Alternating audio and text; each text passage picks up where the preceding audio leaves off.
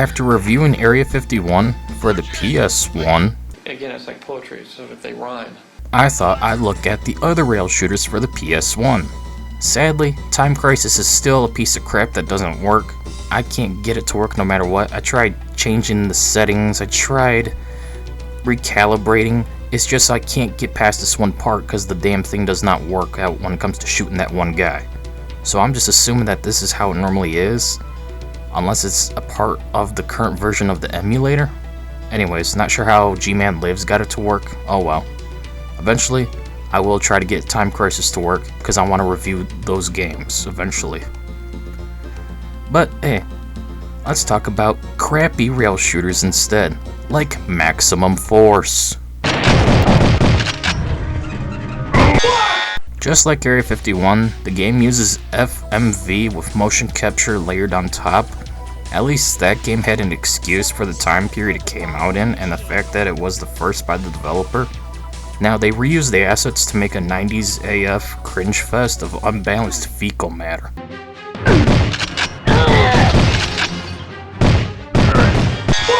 The controls feel worse here than in Area 51 for some reason, and I felt sick playing this game, with a massive migraine brought forth. It also doesn't help, this game is so unbalanced, you will always get hit no matter what you try to do. It's that bad of a game. It's absolute BS.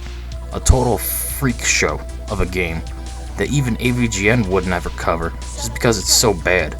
LJN wouldn't put their logo on it just because it's so bad that they wouldn't want to associate it with their already maximum shittiness of a reputation. That's how bad Maximum Force is.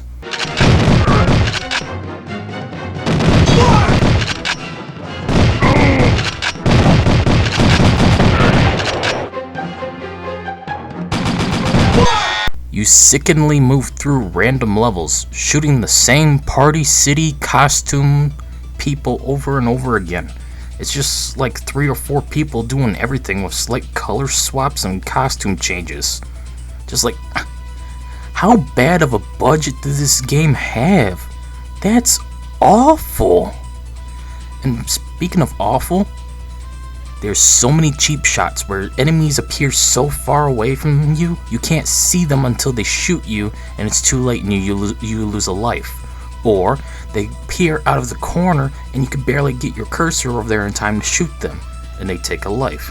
Or out of nowhere, someone jumps you in front of you and hits you with a melee and takes out a life. Or, hey, there's one part in the second level where people start throwing grenades down the escalator. And you have to shoot them all within less than 2 seconds. Otherwise they blow up and take several lives. And this goes on for a while. So why the hell are we on the escalator if they're just going to keep throwing grenades? You don't stand there when there's a grenade. I played World at War on the highest difficulty. I know what it's like to deal with grenades. You see the grenade indicator, you run while you shit yourself. You don't just stand there and go, durr. God, this rail shooter has so many cheap shots to always hinder you. And just like Area 51, once you lose all your continues, it's game over. You have to start all over again. Please, for the love of God, if you play this bad game, use cheat codes. You will not like it vanilla. You will always suffer and lose. It's full of so much of this. God, it's too much like the arcade. Even though it's a home console port, it's supposed to play like a home console game at that point.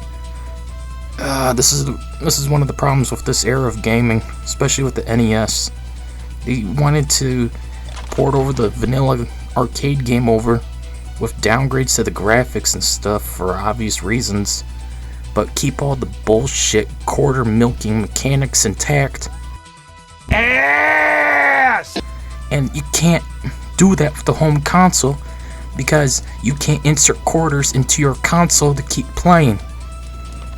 You pay once, you play the game forever till your console croaks or your disc rots or becomes unreadable because the damn system scratched it up. I'm looking at you, PlayStation 2. Hey. Okay, a simple wrong would have done just fine, but You lose power-ups in just one hit like Air 51, and you will lose it right away because they always place someone out of reach to milk your quarters, except there isn't any quarter milking because this isn't the arcade. How come developers can't get that through their head? When you port an arcade game to console, you have to balance it out to accommodate the home casual experience. But hey, it's Atari. Can you expect there to be any sign of intelligence at Atari, given their atrocious consoles up to the point of the Jaguar looking like a freaking toilet with the CD add-on? And then, like that, they were gone. And then Sega soon followed them. And it's all for a reason, because Atari makes stupid decisions.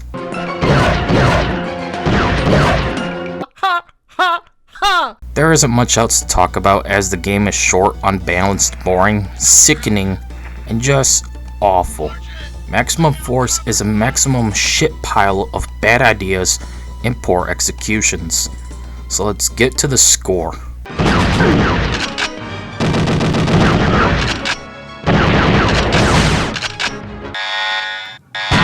That's real cute. At the end of the day, Maximum Force is a maximum farce. From grotesque motion sickness to migraine-inducing fugly graphics and the lack of balance. This rail shooter belongs in the septic tank, along with every LJN game ever. God, I'm getting so agitated I can't even speak correctly. Ugh, I need to quit playing these bad games and find something good. But every time I think I found a good game to make a video on, it turns out to be a dookie. I'm gonna have to start taking suggestions from my viewers. What do you guys want to see? Because honestly, I am tired of playing these bad games. Someone tell me of a good game to make a video on, especially one that I could probably afford, because I can't afford much right now. Anyways, thumbs down, 1 star. That's it for this video. See you guys all later.